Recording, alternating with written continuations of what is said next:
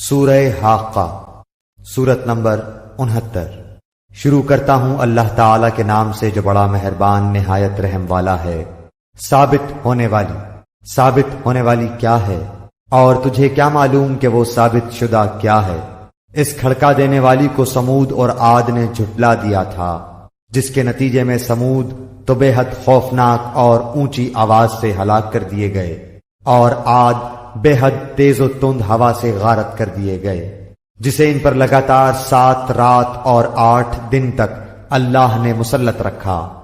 پس تم دیکھتے کہ یہ لوگ زمین پر اس طرح گر گئے جیسے کہ کھجور کے کھوکھلے تنے ہوں۔ کیا ان میں سے کوئی بھی تجھے باقی نظر آ رہا ہے؟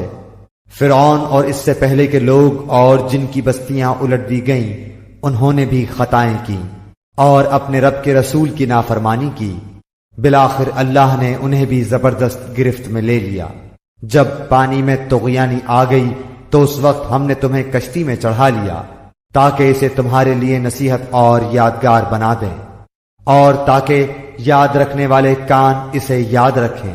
پس جبکہ سور میں ایک پھونک پھونکی جائے گی اور زمین اور پہاڑ اٹھا لیے جائیں گے اور ایک ہی چوٹ میں ریزہ ریزہ کر دیے جائیں گے، اس دن ہو پڑنے والی قیامت ہو پڑے گی، اور آسمان پھٹ جائے گا اور اس دن بالکل بودا ہو جائے گا۔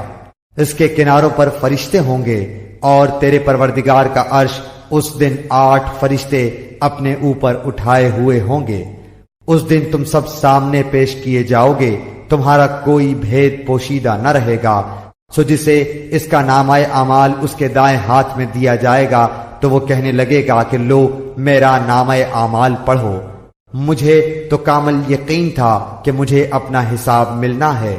پس وہ ایک دل پسند زندگی میں ہوگا، بلند و بالا جنت میں، جس کے میوے جھکے پڑے ہوں گے۔ ان سے کہا جائے گا کہ مزے سے کھاؤ پیو اپنے ان اعمال کے بدلے جو تم نے گزشتہ زمانے میں کیے، لیکن جس سے اس کے اعمال کی کتاب اس کے بائیں ہاتھ میں دی جائے گی، وہ تو کہے گا کہ کاش کہ مجھے میری کتاب دی ہی نہ جاتی، اور میں جانتا ہی نہ کہ حساب کیا ہے۔